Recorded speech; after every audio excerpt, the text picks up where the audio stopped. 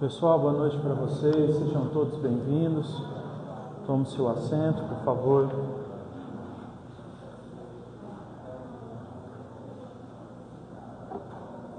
A caneca está limpa aqui? A caneca está limpa? Tá. Por favor, abra sua Bíblia em Tiago, capítulo de número 3. Carta que Tiago escreveu, Tiago, irmão do Senhor Jesus Cristo, capítulo de número 3. Vamos fazer essa leitura. Existem algumas coisas que elas são primordiais para fazer a separação entre as bênçãos de Deus em nós e as bênçãos de Deus fora de nós. Então, isso aqui é um ponto certeiro do que nós devemos buscar para a nossa vida, para que a gente viva debaixo, então, da graça abençoadora de Deus. Vamos ler, diz assim, Tiago, capítulo de número 3.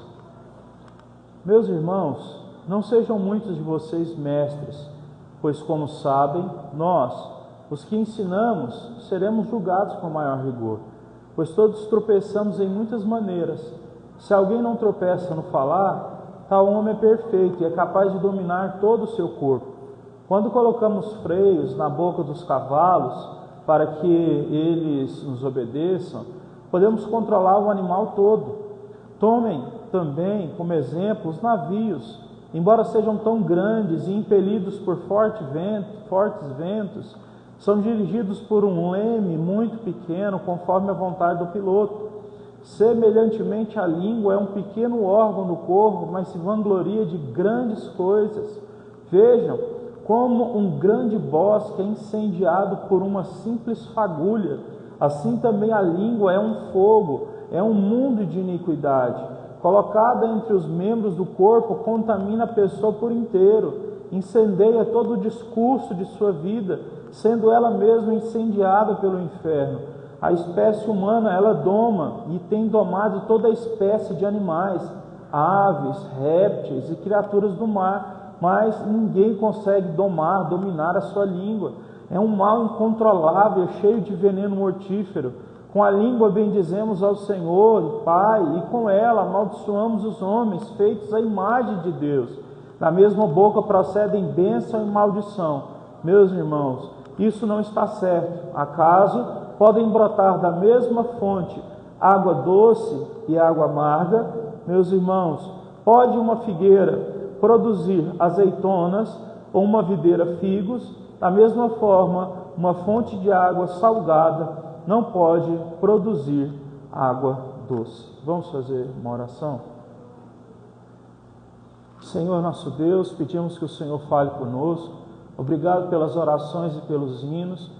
Pedimos a Deus que cada oração que tem sido colocada diante do Senhor, anotada nos papéis, que o Senhor possa abençoar. Abençoe a saúde, Senhor Deus, dos teus filhos e dos familiares. Abençoe, Senhor Deus, o final deste ano.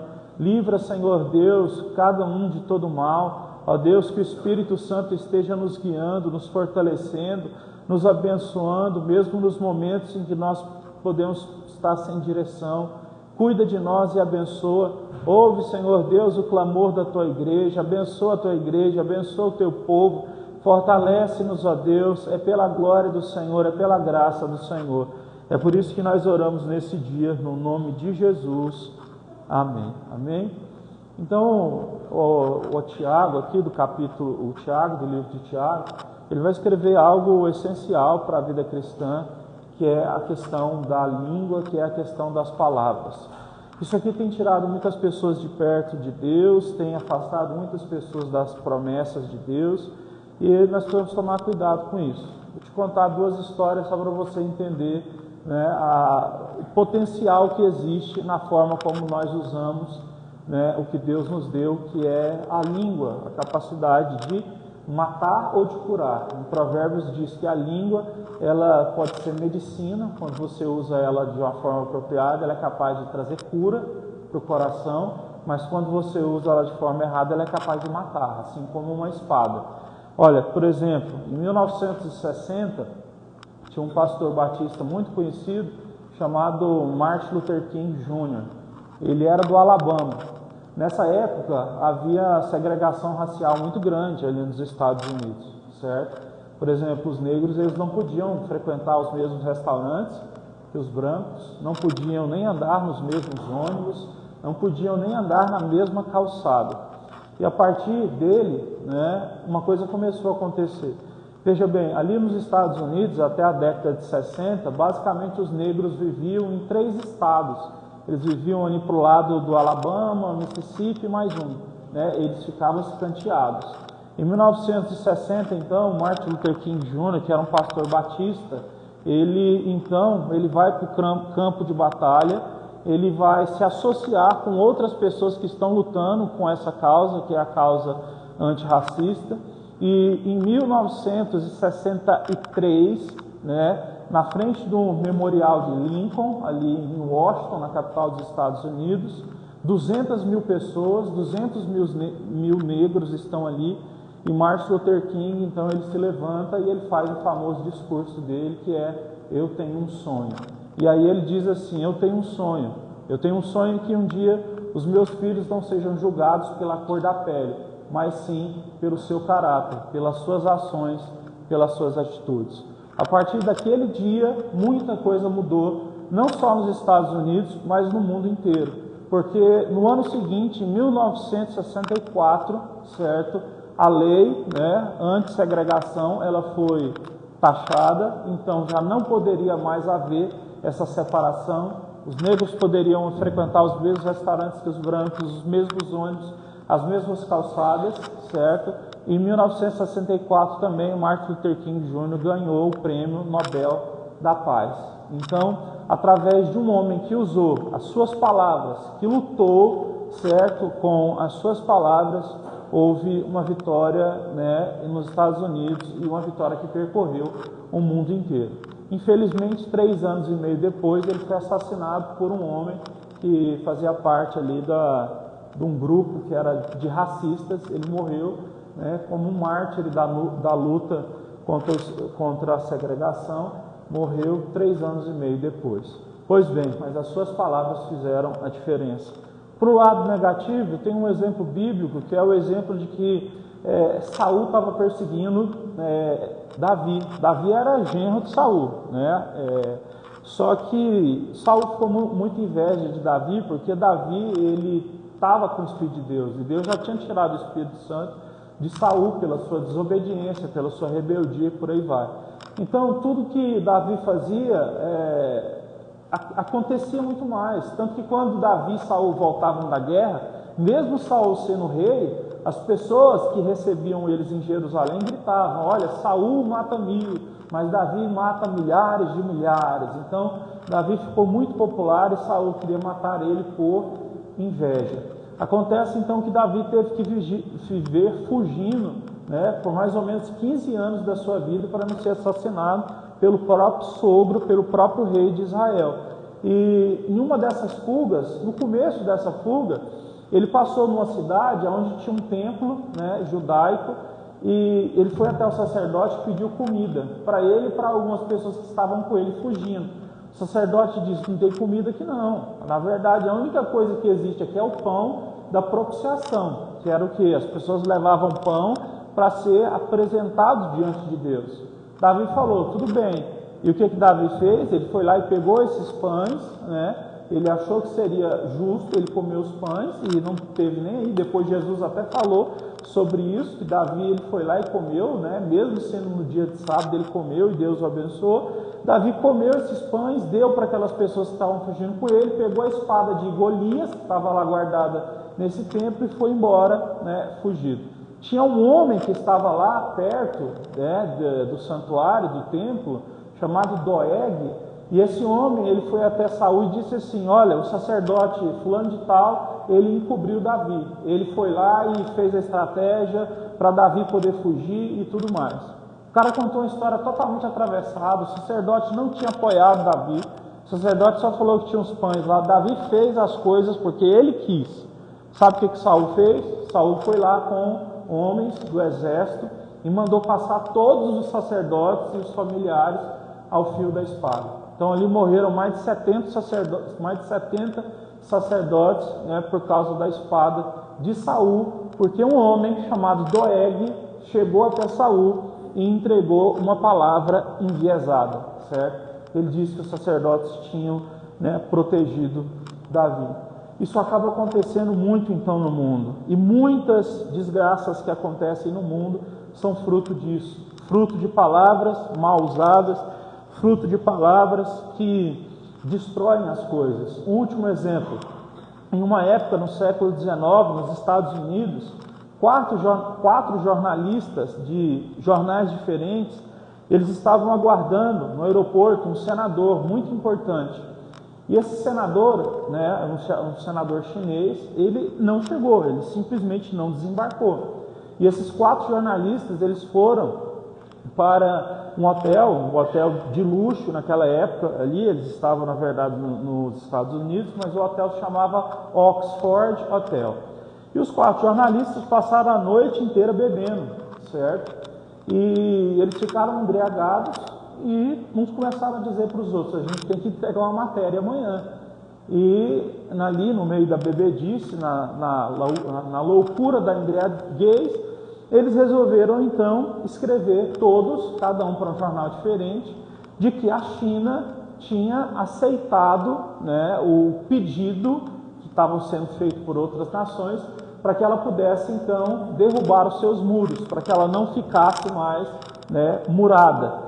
E eles escreveram então na capa dos jornais mais conhecidos da época ali nos Estados Unidos, né, que a China renunciava às suas muralhas para que dessa forma ela pudesse ser um país agora que era habitado por todos, ou um país que aceitou, né, a vida ocidental, que é o que a China nunca quis aceitar.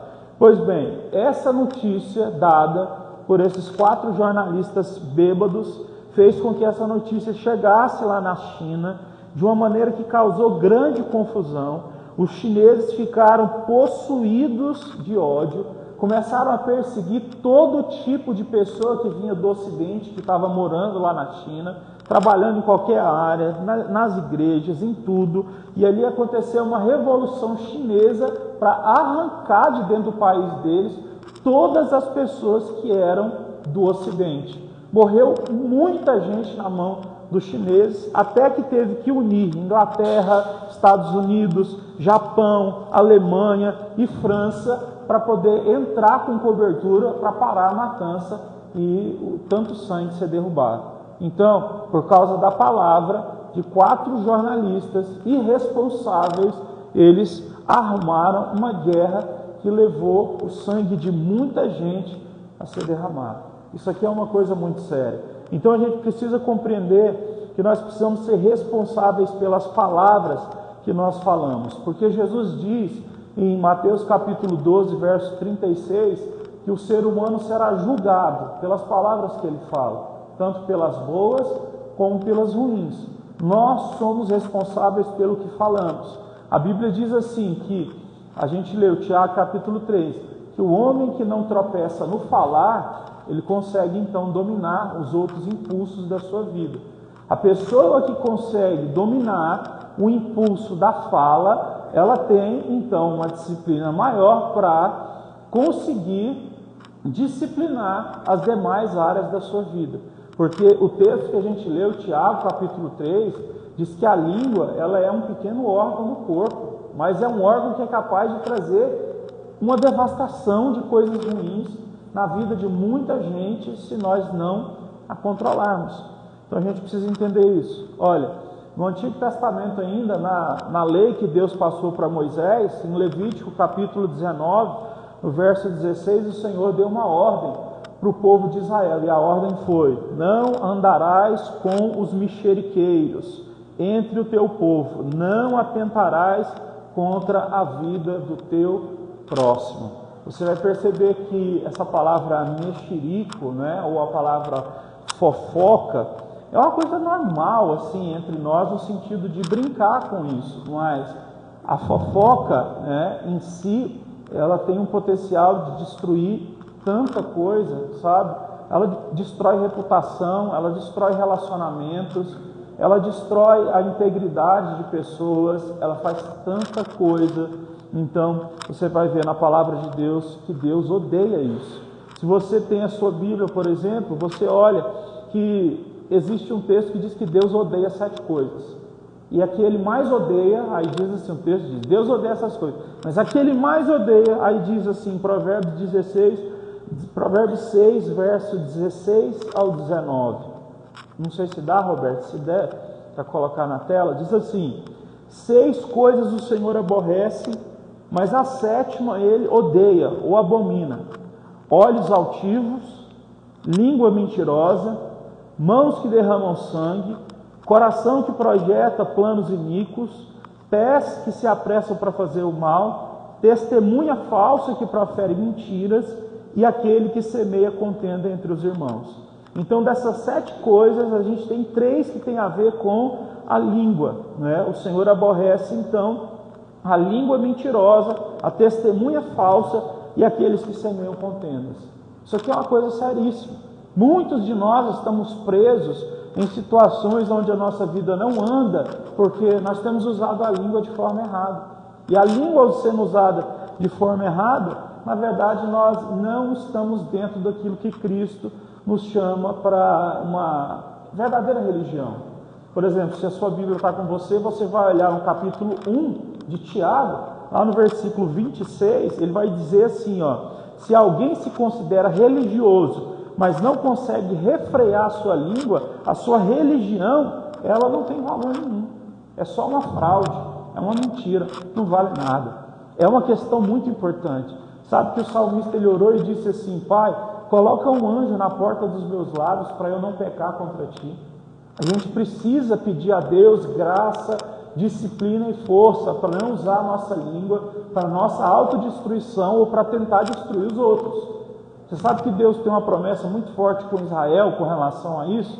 Lá em Isaías 54, no verso 17, Deus disse assim: olha, Israel, contra ti não vale nenhum tipo de arma forjada, e toda língua que se levantar em juízo contra ti não vai prosperar, vai cair por terra. Porque Deus estava dizendo: ainda que as nações comecem a se juntar, falando mal de vocês, eu tenho um compromisso de derrubar essas línguas que no caso tentam se juntar para fazer o mal. A gente precisa tomar cuidado com isso. Olha, nós precisamos começar a nos posicionar mais e lutar mais para parar de falar, por exemplo, palavrão. A Bíblia diz em Efésios capítulo 4, verso 29, da nossa boca não deve sair nenhuma palavra torpe. Então a gente precisa lutar mais contra isso, porque são coisas que o quê? Que nos atinam do caminho do Senhor. E a Bíblia diz, em Isaías 59, verso 2, que o pecado nos afasta de Deus, que há um muro que se levanta entre nós e Deus quando a gente aceita qualquer tipo de pecado como se fosse algo comum. Olha, a Bíblia fala tanto desse assunto que a gente poderia passar mais tempo do que o que esse culto tem para falar sobre isso. Mas em Provérbios 17, no versículo 28, diz que até o tolo, se ele ficar calado, ele vai se passar por sábio. Quando você entrar no lugar, se você ficar calado, certo? Sem falar nada, você ainda se passa por sábio. E sabe por quê? Diz Provérbios 10, versículo 19. Porque aonde muitas são as palavras, o pecado está presente. Então, nós temos que tomar cuidado com isso. Porque existe, certo, uma condição da nossa parte de cuidar da nossa língua, porque ela é uma questão nossa. Voltando para o texto principal, você vai ver então que a língua é comparada com algumas coisas. E é muito interessante o Tiago dizer assim: olha, os seres humanos são capazes de dominar animais selvagens, até animais marinhos. O ser humano é capaz de domar e às vezes não consegue domar a língua. A gente consegue o que? Domar leão, consegue domar qualquer tipo de animal, certo? De poderoso, muito mais forte do que o ser humano, e não consegue dominar a própria língua.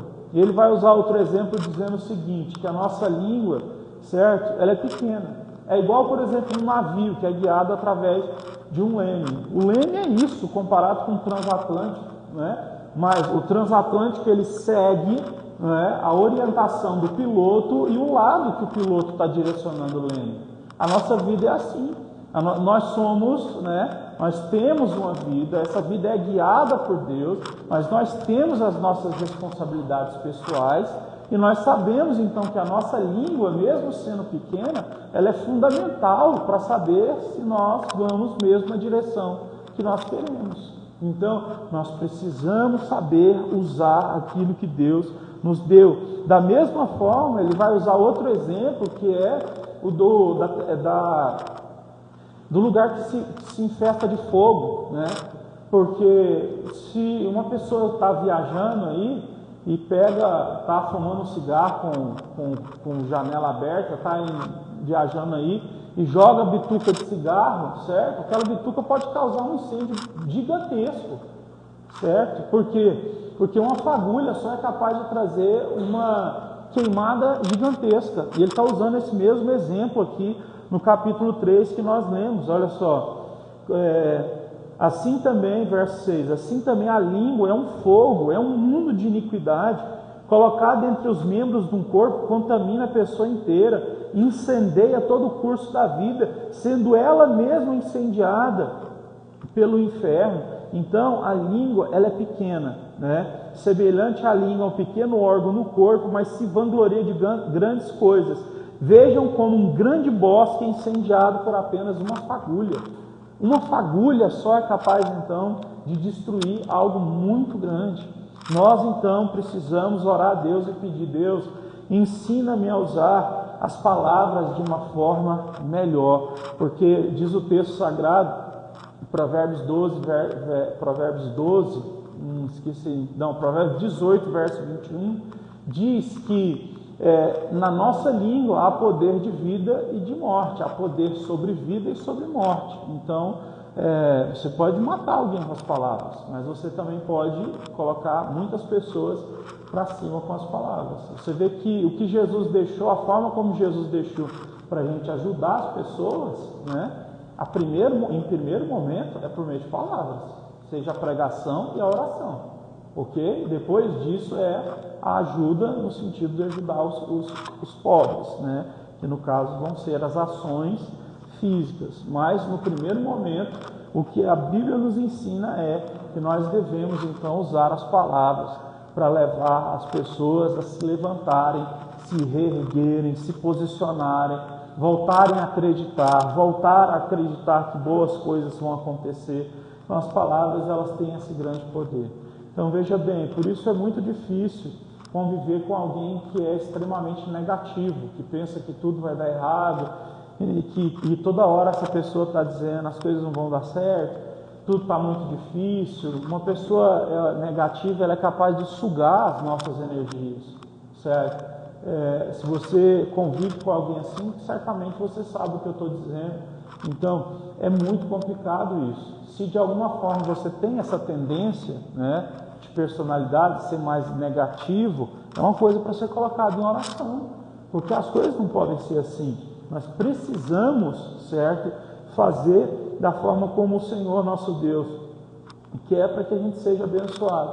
Olha o outro exemplo aí, eu não vou demorar. Ele diz o seguinte, que os cavalos, como é que eles são guiados? Quando coloca freio na boca deles.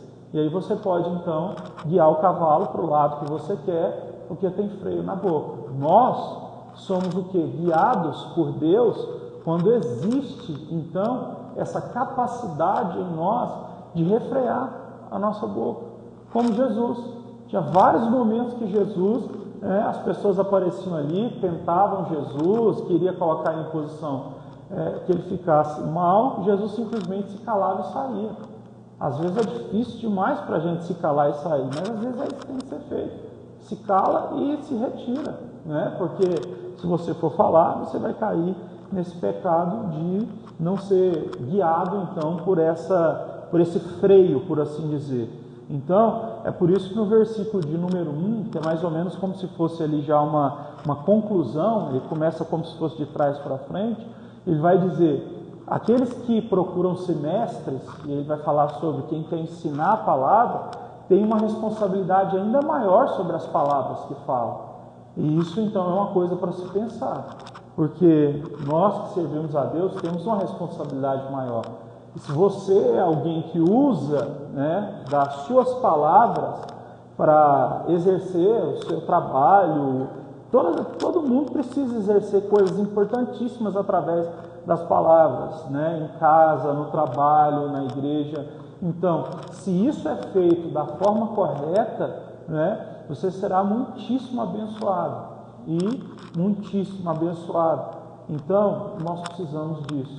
Pode ser que essa palavra não seja de tanto ânimo assim, mas é uma palavra que nos mostra talvez aonde há o principal erro que a gente tem que corrigir agora para Deus cuidar de nós e nos abençoar. Então, cuide das palavras que saiam da sua boca. Olha, o texto vai dizer também assim, verso 9: com a língua nós bendizemos o Senhor nosso Deus, mas que com essa mesma língua a gente amaldiçoa as pessoas. E da mesma boca proceder bênção e maldição, ele vai dizer: meus irmãos, isso aí não está certo. Acaso pode brotar da mesma fonte água doce e água amarga? Não dá. De uma fonte vai jorrar a água doce ou salgada. Meus irmãos, pode uma figueira produzir azeitonas ou uma videira figos? Da mesma forma, uma fonte de água salgada não pode produzir água doce. Não tem como você entrar no mar e querer tomar água achando que vai matar a sede. É água salgada, né? Não tem como você ir numa fonte de águas e tentar achar ali água salgada, porque ali é o que? É uma nascente. Então é água doce para suprir. A gente precisa então colocar os pingos nos is nessas situações, para que a gente não seja então dominado pelo que é mal. E eu quero encerrar essa palavra com o que Tiago vai falar depois disso, a partir do verso 13, que ele vai falar que no nosso mundo, na nossa vida, existem dois tipos de sabedoria. Ele vai dizer que existe uma sabedoria que é uma sabedoria que vem de Deus. Verso 13: quem é sábio não tem entendimento entre vocês, que o demonstre pelo seu bom procedimento e por meio de obras praticadas com humildade, que provém da sabedoria. Olha, ele termina de falar todas essas coisas com relação a onde nós devemos posicionar a nossa língua, as nossas palavras, e logo depois disso ele vai dizer: e a sabedoria que vem dos céus há de os capacitar para que vocês possam então praticar as boas obras, certo? Uma coisa é decorrente da outra. Então, quando nós falamos boas coisas, nós também entregamos boas coisas, porque senão vai existir uma incoerência, uma hipocrisia gigantesca. Se do meu lado só sai mentira, fofoca, calúnia, difamação, e depois eu encho os meus braços de cestas básicas, gente, isso aí não tem lógica, é hipocrisia, não vale de nada. Então, hoje em dia, como alguém já tem dito, eu esqueci o nome do autor, é um livro que eu estava lendo esses dias, que a caridade, ela tem sido muitas vezes usada para aplacar mentes extremamente culpadas.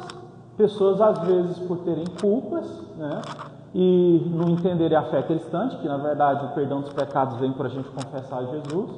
Pessoas que não entendem, não aceitam isso, elas tentam então encobrir a sua culpa por meio da caridade, e isso não adianta, porque a salvação não é por obras, é pela fé, e nós somos salvos pela fé, e quando essa fé é verdadeira, ela vai se desdobrar em palavras e em obras, né? Agora, é óbvio que eu estou dizendo isso, mas eu sei que nenhum de nós nunca acertou sempre, nem acerta sempre. Então não é a palavra para você ficar oprimido no sentido de: ai, mas eu erro sempre, eu sou muito ruim com as palavras. Todos nós erramos, né? Mas essa palavra é para nos indicar o caminho que a gente deve seguir e orar a Deus por causa disso. Então, a sabedoria que vem dos céus, ela nos dá a capacidade de praticar boas coisas, e ela é uma sabedoria humilde. Verso 14: contudo, se vocês abrigam no coração inveja amarga e ambição egoísta, não se vanglorie disso e nem negue a verdade. Esse tipo de sabedoria não vem do alto, mas da terra, é humana e demoníaca. Então a sabedoria terrena, ela é por meio de inveja amarga e ambição egoísta. O que isso quer dizer? Uma pessoa que está sendo guiada pela sabedoria da terra, que é uma sabedoria demoníaca, é uma pessoa que tem vontade de crescer, mas a pessoa só é estimulada, o combustível que essa pessoa tem dentro da alma para crescer na vida, em qualquer sentido, é com base em inveja amarga, que é sempre olhando o que as pessoas têm, né, e tendo inveja e tendo seu coração inflamado por esse desejo, né, de ter o que a outra pessoa tem, de possuir o que a outra pessoa tem, essa cobiça que faz a pessoa ficar amarga, né, e através da ambição egoísta. O que é a ambição egoísta? Alcançar a qualquer custo. Não importa se eu tenho que puxar o tapete, não importa se eu tenho que fazer o mal, não importa se eu tenho que difamar, caluniar, não importa nada, eu quero alcançar. Então, eu vou, né, ser ambicioso e egoísta. Ambição é uma coisa que não é errada, né? Mas essa ambição precisa estar debaixo do domínio da verdade, para que a gente possa, então, segui-la. E aí, então, ele vai terminar dizendo o seguinte, verso 15, esse tipo de sabedoria não vem do alto, mas da terra demoníaca, pois onde existe inveja e ambição egoísta, há confusão e todo tipo de mal. No entanto, a sabedoria que vem do alto é, antes de tudo, pura, depois pacífica, amável, compreensiva, cheia de misericórdias e de bons frutos, imparcial e sincera. O fruto da justiça é semeado em paz pelos pacificadores. Se você quer, de alguma forma, chegar em algum lugar, peça a Deus que Ele te dê sabedoria. Tiago, capítulo 1, verso 5.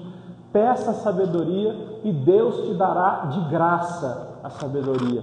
Viva, né, pela sabedoria que vem do alto e não por essa sabedoria que vem da terra. E assim, o Senhor Deus, Ele nos abençoará muitíssimo. Eu termino então essa palavra dizendo então que nós precisamos pedir a Deus disciplina, né? Mas termino trazendo também um exemplo.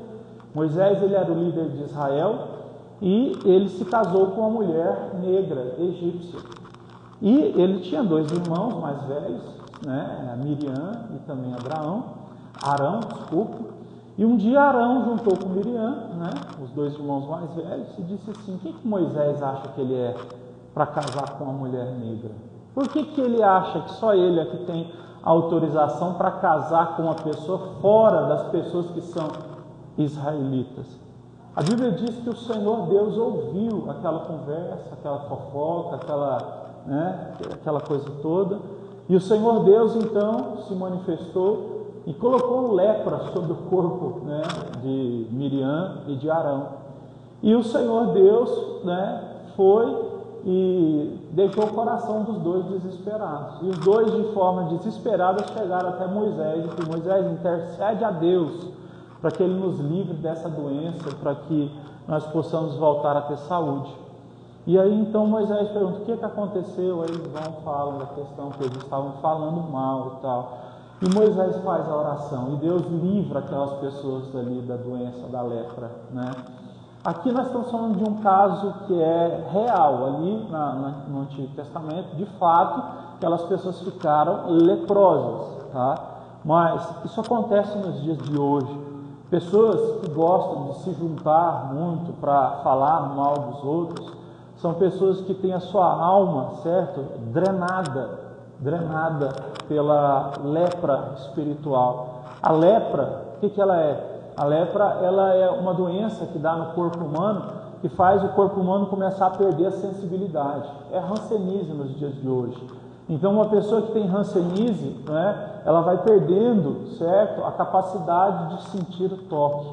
Uma pessoa, então, que se junta várias vezes para fofocar, para maldizer, para falar mal de alguém, é uma pessoa que constantemente vai perdendo, então, a capacidade de ouvir Deus, de entender Deus, porque ela vai se tornando, então, distante, incapaz de compreender a sensibilidade do Senhor. E a gente lembra do salmista, no capítulo 1 dos Salmos, o primeiro salmo diz, né, Bem-aventurado é o homem que não anda segundo o conselho dos ímpios, não senta na roda dos escarnecedores, não anda com os zombadores. Paulo vai dizer que as más conversações corrompem os bons costumes. Então, cabe a mim e a você, em qualquer mesa que nós chegarmos, aonde está havendo, certo? Pessoas que estão falando de alguém, a primeira coisa que nós deveríamos fazer é o seguinte: isso foi uma coisa que foi proposta, eu acho que foi pelo Aristóteles, né? o filósofo grego, viveu antes de Cristo. Ele diz ali, tem 3 partes quando alguém vem falar para ele falar mal de uma pessoa para ele. E uma dessas 3 partes é: você já chegou na frente dessa pessoa e falou sobre esse erro que porventura ela está cometendo diretamente para ela? Se a resposta fosse não, ele dizia: eu não tenho nada a ver com isso. Então, a verdade é que se eu sento numa mesa e alguém está falando de uma pessoa que não está ali, a primeira pergunta que eu deveria fazer é: gente, mas alguém já chegou nessa pessoa e falou francamente com ela que isso aqui está errado? Alguém aqui que está aqui já chegou, conversou de frente, falou a verdade? É a primeira pergunta que tem que ser feita, entendeu? Porque senão, se você senta numa mesa dessa, você vai estar só o quê? Adquirindo lepra, que é o quê? Perdendo sensibilidade espiritual. Quando você menos percebe, você vai estar começando a falar essas coisas e isso só faz mal para a nossa alma, para o nosso coração. Começa a ser uma pessoa que fala bem dos outros, começa a ser uma pessoa, certo, que é positiva, começa a ser uma pessoa que valoriza, sabe, estar em lugares em que as pessoas não falam mal dos outros, mas que falam de Deus, que falam de projetos, de objetivos. E você vai ver como a sua vida espiritual vai se desenvolver, como a sua vida emocional vai se desenvolver, como você vai ser uma pessoa, né, que vai ter mais luz, e as pessoas vão querer estar perto de você, porque transmite essa luz. Pessoas que não andam carregados dessas coisas de fofocas, invejas, maledicências, sabe? Pessoas que não estão carregadas disso, as pessoas elas têm luz em si. Os que começam a se sobrecarregar disso são pessoas que começam a coisas pequenas. Isso é muito ruim. Então, a gente encerra e eu digo isso. Você já viu algumas pessoas, até uma pessoa falou para mim esses dias, o rapaz que dá aula para mim ali, que às vezes chega alguém da família da esposa e diz assim: nossa, mas onde que foi que você comprou esse brinco seu?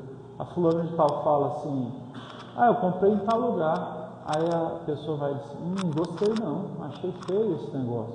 Aí passa 3 meses, está com o mesmo brinco. Chega lá e critica o carro do outro: não, esse carro aí, vou te falar, hein, isso aí não presta não, isso, aquilo outro. Deprecia assim, sabe? Eu não aguento gente que faz isso assim, ó, na hora eu já corto fora, que não dá para viver disso. Aí deprecia, passa um tempo, a pessoa está lá, a mesma coisa, sabe? Esse tipo de pessoa que chega em você com esse tipo de coisa, é gente que você tem que ter o mínimo de contato possível, tá? Porque isso gera no nosso coração indignação, raiva. Isso pode fazer até a gente revidar por impulso. E a Bíblia diz que a gente não tem que pagar o mal com o mal, né? Seria uma forma de se rebaixar. Então, que Deus nos ajude e nos abençoe em tudo isso. Você pode se colocar de pé, por favor, para a gente orar?